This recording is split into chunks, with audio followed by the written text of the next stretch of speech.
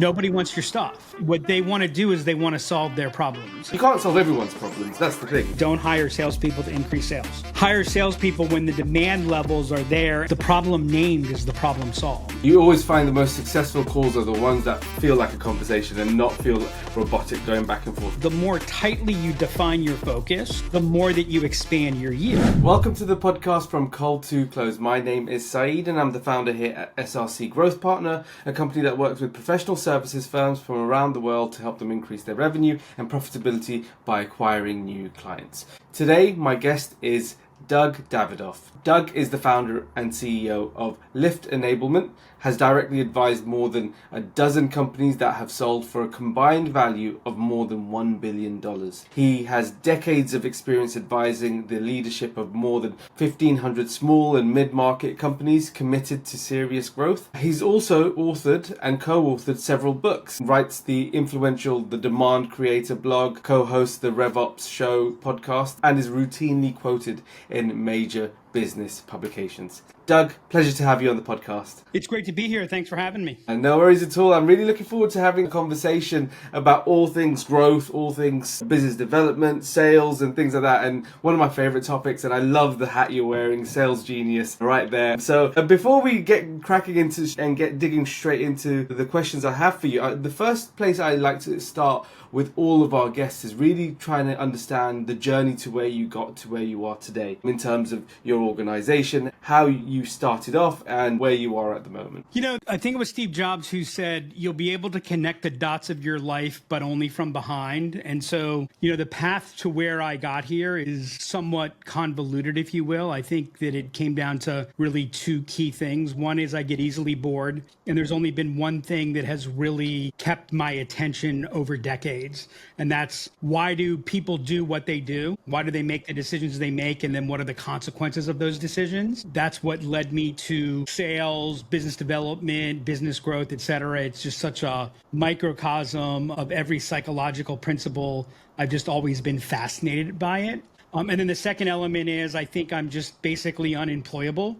So starting my own business, I was the son of business owners. My mom and dad owned a small travel agency and did consulting in the travel industry for years. Saw that experience, had always set out and thought about owning my own business. And so for the last 20 years, I have been working with small to mid-market companies, increasingly mid-market companies, on their overall approach to how they grow, how they conceive their offerings, their value proposition. I've seen what works, what doesn't work, and just about everything in between. Amazing. And in terms of then Lift Enablement as a whole, how long have you been going in your entrepreneurial journey? And also, what does a typical client do when they come into, you mentioned their value proposition and you want to understand, but help us understand what that actually means, because people throw those words out there all the time, right? Give us an understanding of what that means and why you need to know those types of things to be able to be successful in sales. Yeah, so we've been, Lift Enablement's 21 years old as of a couple months ago, so we're legally of drinking age now. We started off as what we used to be Imagine. A couple years ago, we changed our name to Lift as our value proposition changed. It really aligned. So today what we do is we work with companies. We look at their underlying structure. The book that I just published, The Revenue Acceleration Framework, is all about this. What's the underlying structure and systems that a company is using to make growth easier? We refer to it as the principle of lift, the same way that planes fly is what enables companies to grow at accelerating rates. Early in my career, I had a sales coach who said to me, he said, Doug, everybody wakes up in the morning with the same goal in mind. Would you like to know what that is? I, of course, being the curious sales-oriented person that I was, said, yeah, I really would like to know what that is. And he said, they don't want to meet you. And what he meant by that was, there's nobody sitting around going, if only there were a salesperson that showed up on my calendar today, right? The other thing he told me was, he didn't use this word. He used a little bit of a harsher word, but he said, nobody wants your stuff. He said, you have to remember when you wake up, nobody wants your stuff. Yeah. Right? What they want to do is they want to solve their problems. And so one of the first things that we look at when we're talking to a company is what is that underlying value proposition and how are they presenting that to the market? How are they presenting that? I should say to their market. It's the other key element. And so, what is a value proposition? It's a clear promise, and a value proposition is strong when that clear promise is addressed to an important problem as defined by who you serve in your market. Okay. So often we get tied into talking about what we do, what makes us different, why we're better. And the reality is nobody cares about that. Yeah. Right. What they care about is how are you going to impact me in relation to what I'm trying to do now? The more you can tell that story and not leave it to your customer or your prospect to translate that story, the faster you're going to be able to make a connection, the faster that you're going to be able to stand out above the noise. So we start off there and then really look at how is the organization going about building everything behind that value proposition. I absolutely love that. And I think that you've hit on some really great points there. It reminds me of when I first started my business and I started cold calling, right? Just to bring business in through the door. No one wants to be on the other side of that cold call, right? No one wants to be on this side of the cold call either. Like it's a skill in itself. But when you're picking up the phone, eventually, if you have the right value proposition, if you know how to have the right cadence, and you also are solving a problem, there is someone that will stay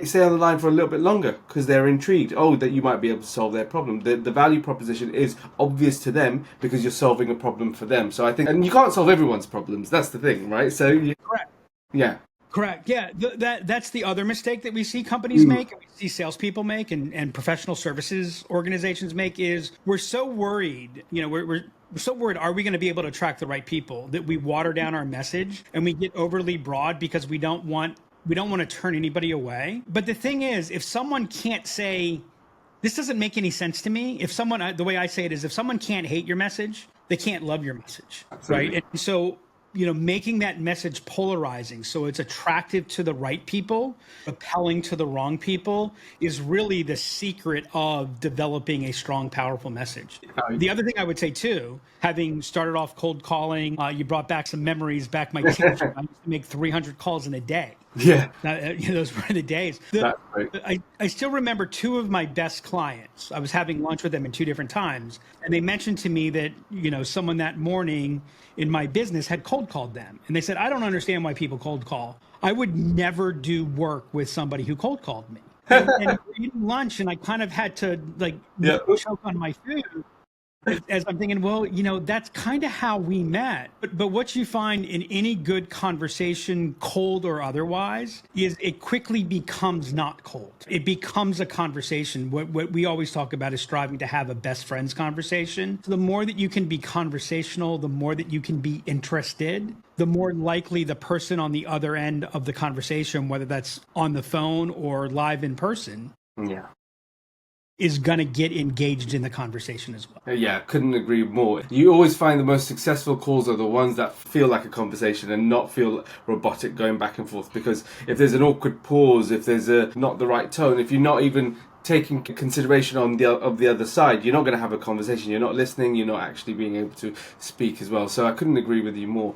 I want to touch on, and you touched on there a little bit just now, about professional services firms and how they often dilute their message because they don't want to turn anyone away. Right? And it's very easy to do that. And the amount of times we've partnered with clients who always say, and they start off with, we're industry agnostic. That's the term that they always say. It doesn't, because we accept all business because that means that we can do everything, right? How important is it to refine and focus on a specific sector or niching down, and how much of a positive or negative effect can it have on a professional services firm if they were going into a sales? So I think every firm has to niche down. Yeah.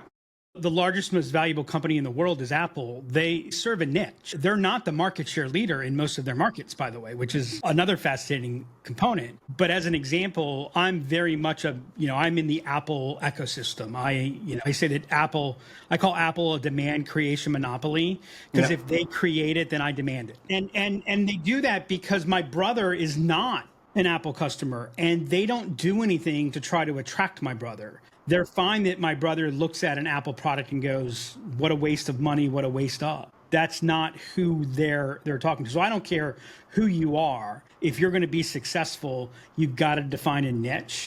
Now, professional services, I think it becomes even more important to have a tightly defined niche. But part of the reason for that is, by definition, as a services company, you're selling something intangible, right? So I can't feel it, touch it, taste it.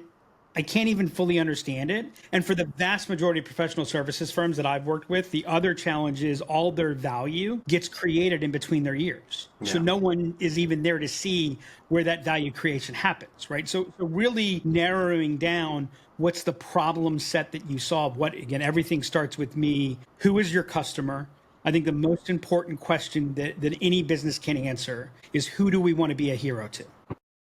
Right. Yeah. Who do we wake up every morning for, go to sleep at night, thinking about their problem sets? We understand their problems better than they do. Now, from a professional services standpoint, when you talk about niching, I do think that vertical niches are the simplest niches to identify. They stand out, though I want to say, I don't think by any stretch, and I've gotten into some debates with people who are very pro vertical niche. We don't have a vertical niche. I refer to our niche as, we have a very clear horizontal niche.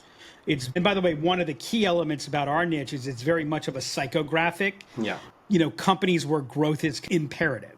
That's a key element of our customer base. And so if you look at how we talk about things, the type of growth rates and the growth rate problems that we solve, how we message and so forth, it's really geared to that person where growth is imperative, not just nice to have. It's a little bit harder when you go, David Baker actually talks about this really well in his book, Expertise. Horizontal niches can work. It's more complicated. You really have to be on your game. One of the benefits of vertical niches is, especially as you start moving up on titles who you serve, somebody in an industry, they leave company X, they go to company Y, more likely than not, they're staying in the same basic industry. Referrals, word of mouth can come along very quickly. Correct. You kind of build your own business development by building your base of business, et cetera. That happens more naturally in vertical niches. But what I would say is, don't fool yourself. Don't call it a niche. I've seen people describe their market with 4 commas and an and. That's not a niche.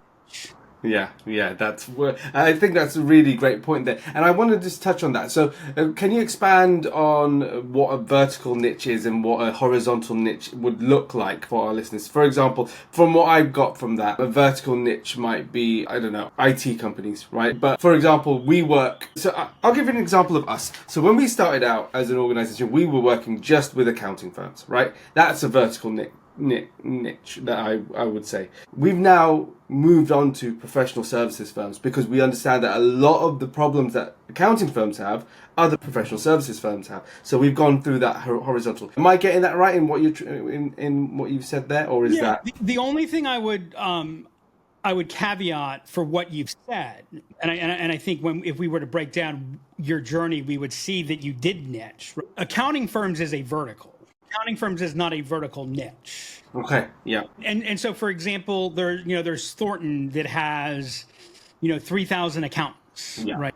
Yeah. Bill's CPA that has 1 accountant and 1 part-time employee. Yeah, of course. Right. Those are distinctly different market segments. And so when we start looking at it, you start getting down into more of a detailed we work with accounting firms that, of a certain size. That deal with certain types of things that, right, you start, right. And what I'll share is, in any situation, the more tightly you define your focus, the more that you expand your yield. Now, what I always talk about, and again, I think that you start off and you say, who do you want to be a hero to?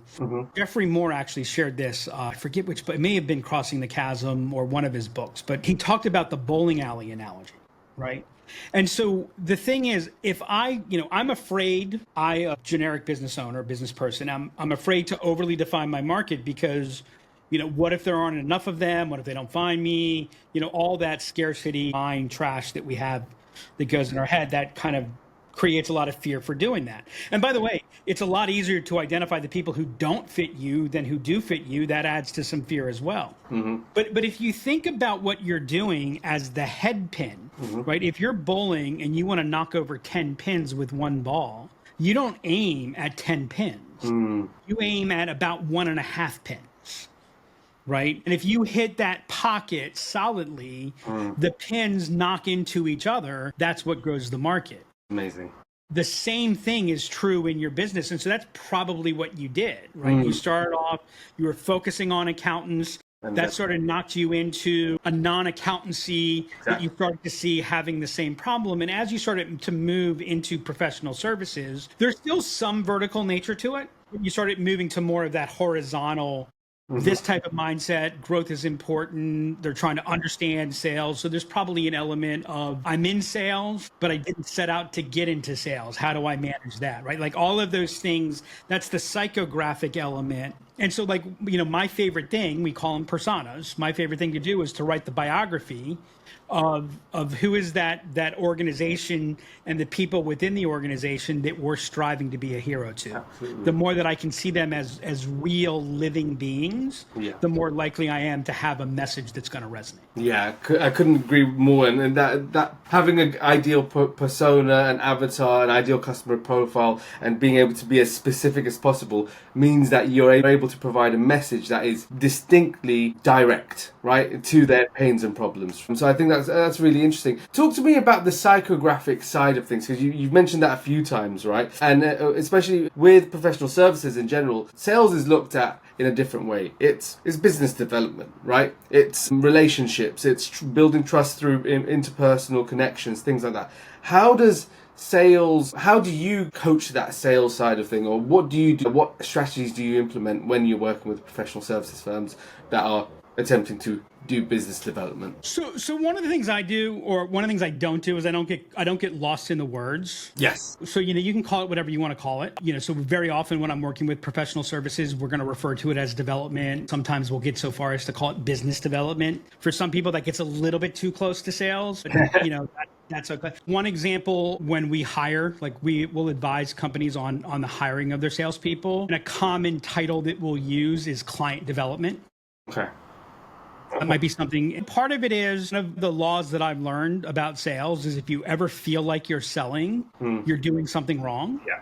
Right? Every great sales interaction doesn't feel like a sales interaction to either party. By me calling it client development, that makes you feel a little bit more professional, makes you feel a little bit less, if I were to call you account executive or sales executive, if that makes you uncomfortable, then, so be it. What we do, though, in not getting lost in those words is we always start in the same place, right? I think of it as two different islands, right? We've got the seller island and we've got the buyer island. The buyer island has a problem, and that problem has to be relevant. The seller has a value proposition where we started off our conversation today. That value proposition is designed to solve a problem that's important. And if I have a problem that's important, that problem is causing me pain. Here's one of the things that I always remind people. If I have a pain and you demonstrate any credibility whatsoever that you might be able to alleviate my pain, what is it that I naturally want to do? Well, I want to let you alleviate my pain, right? Nobody's not trying to get rid of their pain, right? So we do all these things that lead us to get in the way of what's happening. So we'll start off, who is your market? You asked me about psychographics. Psychographics are all about how does the person that you're communicating, how do they think? What's their mindset? What's their view of the world? So one example of a psychographic element that we use is we refer to as income mindsets or investment mindset. An investment mindset person is someone who's looking to solve problems that are 12 to 36 months out. Income mindset is, how am I going to maximize my income this year? Our psychographic profile, we're designed to attract investment mindset people. That doesn't make income mindset wrong. As a matter of fact, I have some very good friends who are business owners. They are very income oriented. They're like, hey, the long term is great, but the short term is what pays the bills. And they've built very strong, very powerful businesses. They're just two ways of going about it, two different viewpoints of the world. They're going to prioritize things differently. They're going to view their problems differently. And so understanding how they're thinking about those things, it enables us to take a teaching perspective, what I refer to as a teaching point of view. Right. So that's the next thing. So who do you want to be a hero to? Right? What is it that you can teach these people? Right? So one of the questions that I always talk about is, how is someone going to be better off for having interacted with you? Right. That's what I refer to as being value creative. Whether I buy from you or not, if I just engage with you, what are you doing to create value so that I will be better off for that? As you take that teaching point of view, you begin to have that conversation, you establish that credibility, and then we map from that first interaction, how do you connect the dots to key areas that would lead people to take action, and then what is your process? When you begin to break it down, it's very much of an engineering approach, and it creates a structure behind what you're doing so you can begin to build your assets, your content, whether you're blogging, doing podcasts, creating one page, whatever the case may be, so that you're delivering a point of view and it's not feeling and sounding like everybody else that's out there. Yeah. No, you said some really interesting points there. And it reminded me of one of the video I watched of Jeff Bezos talking about how Amazon had very much a mindset of taking a lot of risks, right? And AWS, one of the biggest defining things that has happened in most markets, what most people don't realize, happened through Jeff Bezos and the team and the organization taking risks and having that investment mindset, as you mentioned, rather than an income mindset, and going, okay, we're going to fail on this, we're going to fail on this, we're going to fail on this, but that one thing that's going to work is going to explode us, right? So it's really interesting to just hear it in the different elements. Yeah, go ahead. Yeah, I was going to say Amazon is probably as extreme an investment mindset company as existed. They still, to this day, will sacrifice income for the next 2, 3, 4 years, getting that big advantage. So if you're going to sell to Amazon, if you're going to sell to AWS, you better be talking about strategic advantage. You better be talking about, connecting to their competitive advantage, or you're going to be categorized in a reduce your cost element. So again, that gets a lot into understanding the psychographics of your business. Absolutely. I couldn't agree with you more. In terms of then consulting firms, professional services firms, many of them struggle with this, especially mid-market, with the idea of feast or famine cycles. And this is something that I come across all the time when I speak to clients and partners. And it's derived often from a scarcity mindset, because you're not going out and having a client acquisition system that consistently brings in business, right? How does your framework, and the one that you've gone through in your book, the Revenue Acceleration Framework, how does that framework itself address the common challenges that are? So I always think of this situation, it's kind of like my golf game. There's only two problems that I have with my golf game. That's the long game and the short game. Yeah. In professional services, we only have two areas that are going to cause us problems, the long term or the short term. And I think there's a scarcity mentality, but there's also this aspect of overemphasizing the individual in the underlying process of developing business. So what happens is I don't have a lot of new business coming in, so I focus more time on new business. I begin to generate some opportunities, right? I now don't have time to spend on generating new business opportunities, go through the opportunities that I generated, and I come back out and it's, hills and valleys, feast and famine, etc. So here again, it's about understanding who your customer is and breaking down what we refer to as two distinctly different motions. So when we look at sales as three distinct decisions, or what we call the three sale mindset. And we look at two distinct motions. So the three sales that anybody is making when they're going to market, the first sale they're making is, what is the problem? Sure. Right. No problem, no sale. And one of the challenges that, and again, this is especially true in services because there's so much intangibility involved. One of the challenges that selling organizations have is, while buyers have problems, they don't have names for the problem. So it's unrest, it's discomfort. And so part of your job is give people a name for the problem. One of my favorite quotes, I forget who said it, is, the problem named is the problem solved. And so there's three decisions that get made in the first sale about the problem. Number one, there is a problem. Number two, the status quo isn't viable. So change needs to occur. And number three, this is the problem. Too often we jump to the next step when we haven't defined, like, I'm uncomfortable, I'm not happy with my current results, right? So there's a problem, but we haven't named what that problem is. The second sale is, what's the best solution to the problem? Yeah. Right? Yeah. So if this is the problem, and this is why you've got to niche down.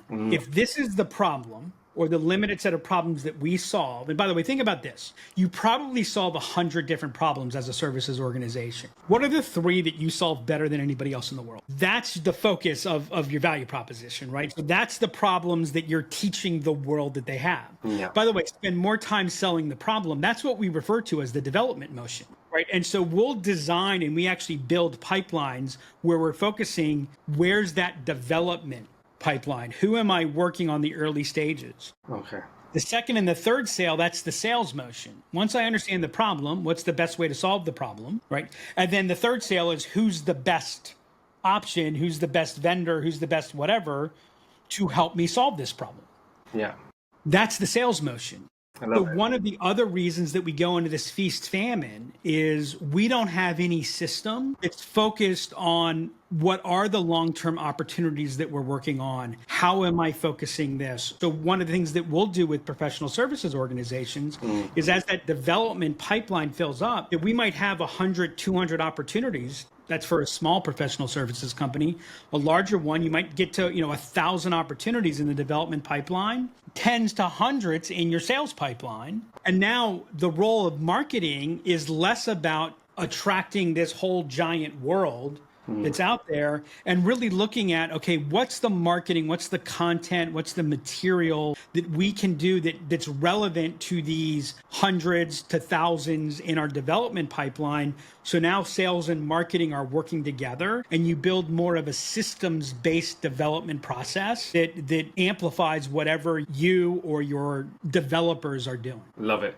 I think it makes so much sense. I love it when terminology translates to itself. So, for example, marketing people will call it top of funnel activity, right? It's that development side of it, building that awareness of the problem, making people more problem aware, making sure that every content piece that you send out there is going, okay, well, not all of it is just call to action, sale. It's no, this is the problem. Oh, this is what we've been doing for our client. This is a client testimonial, like people understanding that kind of problem. So I think that's really interesting to hear. In terms of then, how do you approach sustainable growth over, the way I want to frame this question is COVID came in and changed a lot of the landscape in terms of business, in terms of growth, in terms of following the pandemic. Business owners, CEOs are more comfortable to be on Zoom and have sales conversations on Zoom. So it's completely changed the landscape that we're operating in. How do you see that working? What trend are you seeing at the moment, and how do you see it working positively or negatively for firms in the side of sales? So one of the things that we've seen, and it's an interesting element, I talk about it in the book about the role of technology. And the thing about technology is we talk about it as a solution,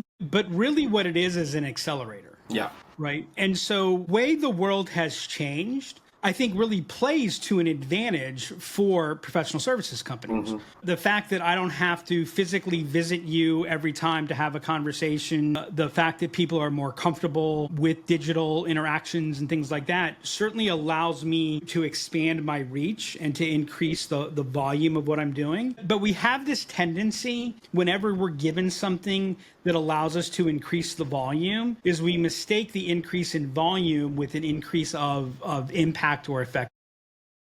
And so the challenge that we have is the world is noisier than it's ever been. And now with AI, generative AI, all these different things, what it's done, think of it this way, what generative AI is doing more than anything else today, and I would say this broader tech landscape and changes that we've seen, is, if I may say this, if you suck at something really bad, there's a whole lot of stuff out there that makes it pretty close to average, right? Generative AI doesn't make you great. Mm-hmm. As a matter of fact, it's built to build average. Mm-hmm. But what it does mean is the volume of stuff out there, the volume of impulses, and by the way, think about how many, we're more comfortable on Zoom. I remember, so I've always been doing, I was using Zoom before Zoom was cool. We started off, most of our business was done on the telephone. Then Zoom came in and it was like, wow, we can see each other. Isn't this cool and awesome? By the way, me having that meeting on Zoom when it was rare actually stood out a little bit, right? Now we've got this new word called Zoom fatigue. Yeah.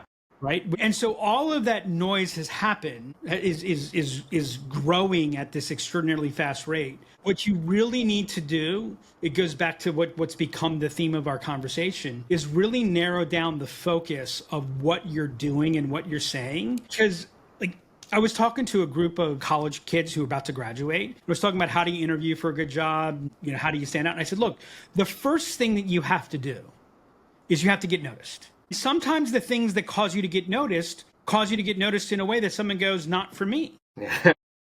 But if you're afraid, not for me, well, there's no one who's going to say, yeah, you are for me. You're going to be one of the hundreds of interviews that we had. I don't even remember who this person is. The resume looked okay. I don't know. So the same thing is true for professional services. It's like, and especially from a business development. I mean, if you think about it, you're literally interviewing for a job every time you're selling. Yeah. Right? Yeah. What are you doing to stand out? What are you doing to really create value? So the trend that I'm seeing is it's a whole lot easier to be decent at something, but it's a whole lot harder to really get your expertise to stand out. This goes into why the way to get your expertise to stand out. And think of it this way. I have expertise in an area, let's say, that you don't have, right? You can only understand what you're capable of understanding. So once I get to a certain level of expertise, right? As a matter of fact, what you're probably judging as credibility and expertise is more closely associated to enthusiasm than it is to actual expertise, right? I get to the point where it no longer means anything to you because it's beyond your ability to understand it. You don't know what you don't know, right? But if I can demonstrate I have deep understanding for you, if I start putting into words the feelings that you've had, now all of a sudden you're feeling a level of trust, you're feeling that expertise. And the reality is the expertise that I'm generating, by the way, this goes back to one of the oldest self-help books in the world, How to Win Friends and Influence People, right? The more that it's about them, the more conversational you come across, the more likely you are to appeal to them and so forth. By the way, it also has a tremendous impact. The biggest problem I see in services and running a services business is every service, even though I'm delivering the same service to each person, it's a little bit different. So from an operational standpoint, there's far more disruption. Like if I'm running a manufacturing line, the line produces the same thing again and again, right? By really tying in your niche and tying in that focus, you build consistency for your delivery as well. And that's one of the other things that we see on professional services that really prevents them from being able to scale, is the cost of delivery never turns to their advantage. Sure. And that's the trouble. So they're always running into a capacity problem. Makes a lot of sense. And it's like the consistency of delivery, right? The consistency of outcome becomes difficult when you're having to deal with people and your product is people's expertise, right? Yep. That's really... And if you promise this to one person and that to another person, it's really small and simple in the sales process, but it wreaks havoc in delivery. Yeah, absolutely. Couldn't agree with you more. I can tell you from previous experiences, saying you'll do everything for everyone becomes a real problem in the back end. Very easy to sell, but in the back end, it's an absolute nightmare to deliver for sure. So in this section of the podcast, we like to ask all of our guests, we call it the Entrepreneur's Room, and we like to ask all of our guests a series of questions where it allows our viewers and listeners to understand how entrepreneurs think, how business owners and leaders think within their business. So the first question we like to ask at this stage of any podcast is, how are you currently spending your days as a leader of the business? That's a really interesting question asking right now. So for whenever someone may be listening, we're in a really turbulent part of the economy. Tariffs, are they going to be there? Are they not going to be there? As an executive at my company now, I have two roles that are unique to me. Like only I as the CEO can deliver on this. And it's the key. Number one is, how are we allocating our resources? Where are we putting our efforts? Where are we putting our money to support what we're doing over the next 12, 18, 36 months? And the second thing is, what do I have to do? What do we as an organization have to do to make sure that each person in the organization, I'm a sports guy. I used to coach college baseball, so I think of everybody in a position. And what's the position that they're playing? What do we have to do so that they can play that position successfully? Amazing. So I'm spending a lot of time right now really trying to separate the signal from the noise and actually really coming into much more. So we had a really good second half of the year last year, came into this year with some very clear, distinct growth expectations, really looking to step on the accelerator. Here, okay, we're still stepping on the accelerator, but again, if I overstep, and the world shifts, then I'm in a lot of trouble. So really going through a lot of scenario planning while at the same time communicating to the team, here's what we're doing. We have all hands tomorrow, which is an AMA, Ask Me Anything. And part of what I'm going to be talking about is, okay, here's my take on what's happening with the world. Here's, right. You've got to make it a safe place for them. If you want your team to take risk, and if you want them to do anything good, they've got to take risk. You've got to make it safe. People don't take risk when they're uncomfortable. And so really, getting it out, I'm not going to lie to anybody, right? I'm not going to tell them something I don't believe, but really getting that into it so that the team is comfortable and feels like they have an understanding of what's the road we're on. They're okay. They get that it's gotten a little bit windy and some potholes have emerged. But how are we prepared to handle that? That's where I'm spending a lot of my time. I love hearing that because it's so interesting, especially for our viewers and listeners to hear that, because often we can get sold the story of the glamorous times of being a business owner and things like that. But you're talking there about the message that you have to provide to your team, to your employees, and you have to also have the vision of the future. You have to understand what the road is. You have to be able to define what the road is for them, so they can trust in you. They can feel comfortable. They can take the risks that you need them to, but also for you to be able to take the company or the organization wherever it needs to go to. So I think it's really interesting to hear that. In terms of then where you are at the moment, how are you currently growing your business? What kind of business development activities are you doing? Is it conferences? Is it cold calling? Is it I don't know, cold email? I don't know. What are you? So we've got three strategies that are present. We have a salesperson, and we'll likely be hiring another salesperson. We are a professional services company.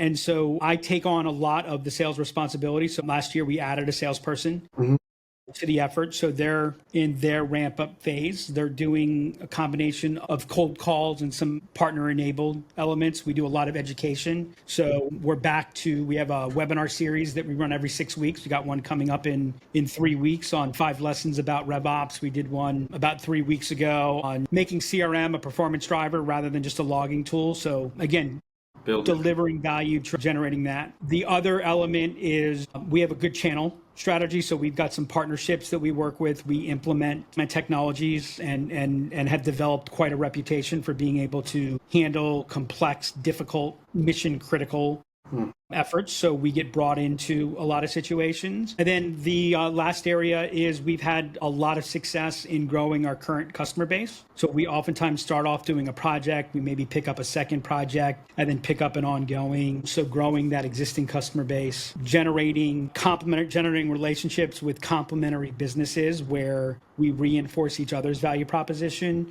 and some of our own direct sourcing.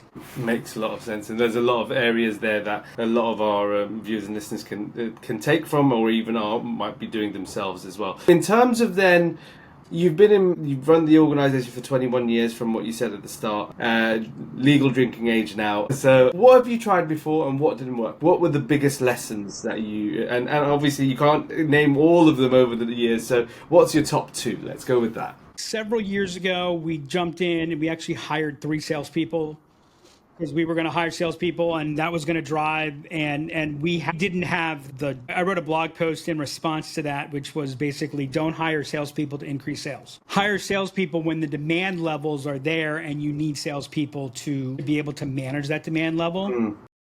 And then the other one was going all in. I mean, the biggest lesson is going all in into any single strategy. I think is probably the thing that we've done. One of the things that led me to write the book, The Revenue Acceleration Framework, was this realization. I mean, I used to be this big strategy guy. I still am. But it was always about let's get the big idea and let's build behind the big idea. And we'll just, and we'll take over the world. When really I should have listened to my sales manager from 30 years ago who said, Doug, everything works and nothing works. right? And so it's a little bit of everything that you're doing. It's balancing that out. And again, especially from a services element, you've got to balance. I used to over design our growth plans. I mean, I could put together a growth plan that would make it like, oh my God, this guy has got it. He has got it figured out. The problem is it never happened the way that it was laid out. And today, we've got ideas, we've got things that are sprouting, but it's keeping that flexibility and really listening to the market that's enabled us to succeed. Amazing. And Doug, final question that we like to end every single podcast with is, if you had a magic wand you could wave to solve one business problem, what would that be? Clarity. Love it. Not had Getting that one. clarity from, as an organization grows, you go from hitting direct shots to indirect shots to, well, now if I tilt the table to this angle, then maybe this will cause this to flow. And what does this person mean and that person mean and what's happening? And I think that the hardest job of a leader is creating clarity, creating certainty, an area of certainty in a increasingly uncertain world. And so if I had a magic wand, I would wish for clarity. Well, Doug, it's been an absolute pleasure speaking with you today. You've been a great guest, and I love some of the insights you've been able to share, and I'm sure the viewers and listeners will have enjoyed it as well. For all our viewers and listeners, if they wanted to find you, if they wanted to see what you do and more of, where can they find you? Where should they go? Fastest place to go to is liftenablement.com. That's my company's website. I'm active on LinkedIn, Doug Davidoff on LinkedIn. Those are the two places that I hang out the most. Perfect. We'll put them all in the description so it's easy for everyone to find. Doug, again, it's been an absolute pleasure. Thank you for sharing your time today. Thanks for having me. Appreciate it.